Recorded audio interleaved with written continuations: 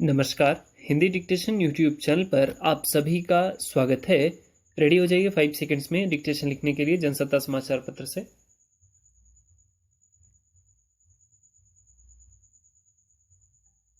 खाद्य नुकसान को शून्य पर नहीं लाया जा सकता। विकसित राष्ट्र भी इसका अनुभव करते हैं, लेकिन इससे अभिन्न कुछ समस्याओं पर विचार करना जरूरी है। पिछले साल 14 अक्टूबर को वैश्विक भुखमरी सूचकांक जारी किया गया।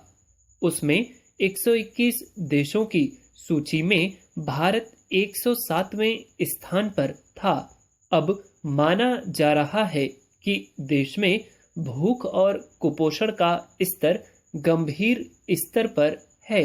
इस सूचकांक में भारत की स्थिति 2020 से ज्यादा खराब हुई है। गौरतलब है कि सूची में भारत 2020 में 94वें स्थान पर तथा 2021 में 101वें स्थान पर था। अनुमान के मुताबिक आज लगभग 16.3% भारतीय कुपोषित हैं।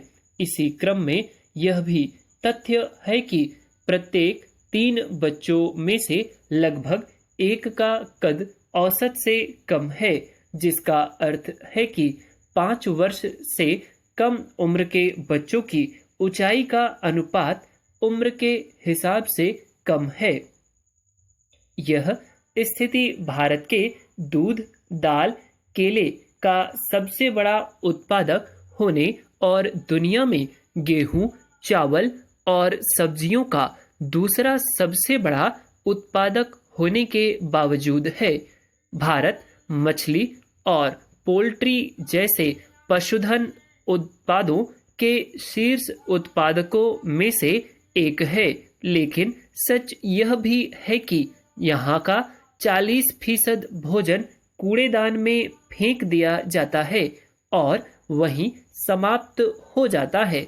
अगर सिर्फ खाने की बर्बादी की बात हो तो यदि इसे रोक लिया जाए तो इससे भारत की अधिकांश समस्याओं का समाधान हो सकता है।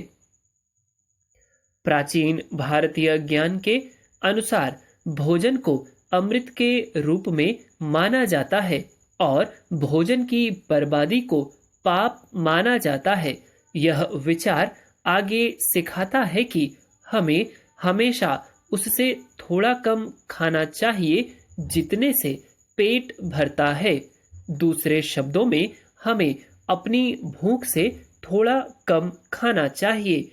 अनुपात यह है कि अपने पेट को 50% ठोस भोजन से 25% तरल पदार्थ से भरकर और बाकी 25% को खाली रखना चाहिए। क्या हम में से ज्यादातर लोग यह जानते हैं कि दुनिया भर में खाने का 1/3 हिस्सा बर्बाद हो जाता है? यह 3 अरब लोगों को खिलाने के लिए काफी है। अगर भोजन की बर्बादी नामक एक देश होता तो यह ग्रह पर तीसरा सबसे बड़ा ग्रीन हाउस गैस उत्सर्जक होता। अगर हम सभी खाने योग्य भोजन को बर्बाद करना बंद कर दें तो यह ग्रीन हाउस गैस उत्सर्जन की दृष्टि से 4 में से 1 कार को सड़क से हटाने के बराबर होगा। उपलब्ध आंकड़ों के अनुसार भारत में औसत व्यक्ति प्रतिदिन 137 ग्राम भोजन बर्बाद करता है, यानी 0.96 किलोग्राम प्रति सप्ताह या 50 किलोग्राम प्रति वर्ष। भारत में 40% भोजन बर्बाद हो जाता है, जो एक वर्ष में 92,000 करोड़ रुपए के बराबर है। संयुक्त राष्ट्र का उद्देश्य वैश्विक भूख से निपटना और दुनिया भर में भूख मिटाने का प्रयास करना है, लेकिन सवाल उठता है कि भूख से निपटने के लिए क्या हम उत्सव से कुछ सीख रहे हैं कि भोजन बर्बाद ना करें। भोजन की बर्बादी तेजी से गंभीर रूप धारण कर रही है। खाद्य एवं कृषि संगठन FAO के मुताबिक हर साल करीब 1.3 टन खाना बर्बाद हो रहा है। FAO की रिपोर्ट में यह भी कहा गया है कि कुल वैश्विक खाद्य उत्पादन का 1/3 बर्बाद हो जाता है, जिससे विश्व अर्थव्यवस्था को लगभग 750 अरब डॉलर या 47 लाख करोड़ रुपए का नुकसान होता है। संयुक्त राष्ट्र भुखमरी रिपोर्ट के अनुसार हालांकि दुनिया पूरी वैश्विक आबादी को खिलाने के लिए पर्याप्त भोजन का उत्पादन करती है, फिर भी लगभग 811 मिलियन लोग प्रतिदिन भूखे रहते हैं। इसमें जितनी भूमिका एक बड़ी आबादी का गरीबी, बेरोजगारी और अभाव से जूझना है, उसके मुकाबले इसका एक सबसे बड़ा कारण भोजन की बर्बादी है। खाद्य और कृषि संगठन की रिपोर्ट के अनुसार लगभग 931 मिलियन टन भोजन हर साल बर्बाद हो जाता है, जो वैश्विक खाद्य उत्पादन का लगभग 17% है। संयुक्त राष्ट्र पर्यावरण कार्यक्रम की खाद्य अपशिष्ट सूचकांक रिपोर्ट 2021 के अनुसार 61% खाद्य अपशिष्ट घरों से, 26% खाद्य सेवा से और 13% खुदरा से आता है। इसी रिपोर्ट में यह भी बताया गया है कि अमेरिका में प्रति घर 59 किलो और चीन में प्रति घर 64 किलो भोजन बर्बाद होता है। घरेलू खाद्य अपशिष्ट का अनुमान अमेरिका में 2 करोड़ टन प्रतिवर्ष है, जबकि चीन में प्रतिवर्ष 10 करोड़ टन भोजन की बर्बादी होती है। यह प्रतिवर्ष 7 मीट्रिक टन घरेलू खाद्य अपशिष्ट के बराबर है। नेशनल रिसोर्सेज डिफेंस काउंसिल की एक रिपोर्ट में यह भी कहा गया है कि अमेरिका में 40% खाना बिना खाए चला जाता है, जबकि एशिया में भारत और चीन में हर साल 1.3 अरब टन खाने की बर्बादी होती है। यह एक गंभीर विरोधाभास है। एक देश जो अपनी भूखी आबादी को खिलाने के लिए संघर्ष करता है, वहां भी बहुत सारा खाना बर्बाद कर दिया जाता है। यह विरोधाभास भारत को विचित्र स्थिति में डाल देता है, यानी यह पेट भरने के लिए अन्न अधिक उत्पादन करता है और साथ ही अधिक बर्बाद भी करता है, जबकि बहुत सारे लोग भूखे रहते हैं। एक आकलन के मुताबिक भारतीय उतना ही खाना बर्बाद करते हैं जितना पूरा ब्रिटेन खाता है। दरअसल भारत में खाने की बर्बादी एक खतरनाक मुद्दा है। हमारी सड़कों और कचरे के डिब्बे लैंडफिल के पास इसे साबित करने के लिए पर्याप्त सबूत हैं।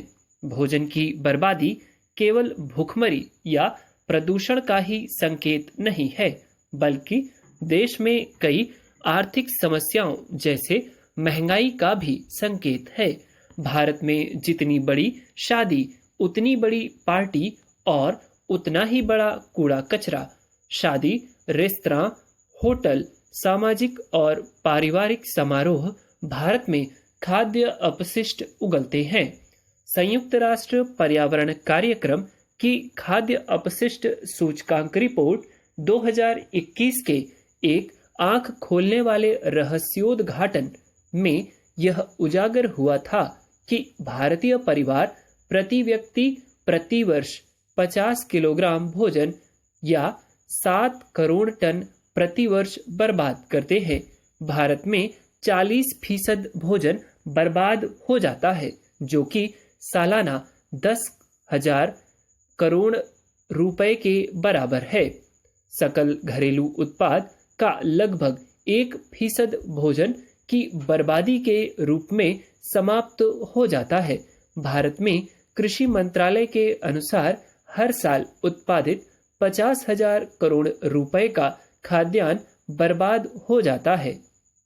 खाद्य हानि और बर्बादी हमारे खाद्य प्रणालियों की स्थिरता को कमजोर करती है। जब भोजन खो जाता है या बर्बाद हो जाता है तो इस भोजन का उत्पादन करने के लिए उपयोग किए जाने वाले सभी संसाधन पानी, भूमि, ऊर्जा, श्रम और पूंजी सहित बहुत कुछ बर्बाद हो जाता है। खाद्य अपव्यय का कार्बन पदचिह्न प्रतिवर्ष वातावरण के जारी GHG के बराबर कार्बन डाइऑक्साइड के 3.3 बिलियन टन होने का अनुमान है। सच यह है कि आज हम जिस खाद्यान्न की समस्या का सामना कर रहे हैं उसके लिए केवल सरकारी नीतियां ही जिम्मेदार नहीं हैं, बल्कि हमारी संस्कृति और परंपरा भी इस स्थिति में प्रमुख भूमिका निभा रही है। इसलिए भोजन की बर्बादी को रोकना एक अकेला कदम है जो हमारे देश और ग्रह को रहने के लिए एक बेहतर जगह बना सकता है। यह एक बहुत ही आसान आदत है जिसके लिए हमारी मौजूदा आदतों में थोड़ा सा बदलाव करने की आवश्यकता है कि हम अपने भोजन का उपभोग और भंडारण कैसे करते हैं। उम्मीद करता हूँ डिक्टेशन आपने बहुत अच्छा लिखा होगा। कुछ जगह इस डिक्टेशन में आंकड़े ज़्यादा थे, नंबर ज़्यादा थे, तो हो सकता है बार बार लिखने में आपको दिक्कत आई हो। ठीक है, मुझे बोलते समय थोड़ी बहुत हेजिटेशन हुई है, तो मैं उम्मीद करता हूँ हो सकता है लिखने में भी आपको यदि कंसंट्रेशन कम रहा होगा तो दिक्कत हुई होगी। ठीक, और जिनका डिक्टेशन इसके अलावा यदि कुछ गड़बड़ हुआ है, ज़्यादा आउटलाइंस बिगड़ी हैं, तो प्लीज़ उसको रिपीट करें। बड़ी डिक्टेशन है, यदि आप एक बार में पूरा नहीं लिखना चाहते हैं तो प्लीज़ 2 बार में या 3 बार में टुकड़ों टुकड़ों में इसको करके लिखें और पढ़ें। ठीक, बढ़िया डिक्टेशन है, अच्छा टॉपिक है। वीडियो अच्छी लगी है तो प्लीज़ लाइक करें, क्योंकि 10 मिनट के आसपास का डिक्टेशन है ये, तो इतना बड़ा वीडियो बनाने में थोड़ा एफर्ट ज़्यादा लगता है। That's all, thank you.